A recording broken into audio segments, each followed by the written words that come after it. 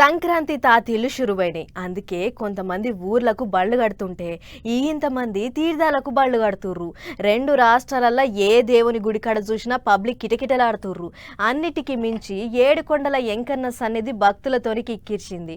మొన్ననే తొక్కులాట అయ్యింది కాబట్టి ఇంకో 10 దినాల దాకా ఏర్పాట్లు గట్టిగా చేసిర్రట.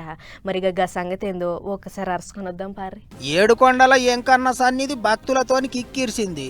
ఎంకన్న నామంతోని మారు మోగుతున్నది. వైకుంఠ ఏకాశి నాడు వైకుంఠ ద్వారాలు తెరుచుకున్నాయి కాబట్టి పబ్లిక్ ఇంగింత పోటెత్తుతున్నారు. పండగకు సొంతూర్లకు పోయే పబ్లిక్ ఎంత మంది ఉన్నారో పండగ పూటల్లా ఎంకన్న దర్శనం చేసుకుందామని పోతున్నోళ్ళు కూడా గంతే మంది ఉన్నారు. అందుకే మస్తు రష్ ఉన్నది. మొన్న తొక్కులాట అంత ఆగమాగమైంది కాబట్టి టీటీడీ ఆఫీసర్లు పోలీసు వాళ్ళు గట్టి బందోబస్తు పెట్టిండ్రు. భక్తులకు ఎసోంటి తిప్పల కాకుండా అన్ని తీర్లా అరుచుకుంటున్నారు. 10 దినాలు నడుస్తుందట వైకుంఠ ద్వార దర్శనం. రోజుకు 70,000 మంది లెక్కన 7 లక్షల మంది దర్శనం చేసుకోవచ్చా అంటున్నారు. ఐతారం దాకా చూసుకుంటేనే 1,20,000 టోకెన్లు ఇచ్చిండ్రాట.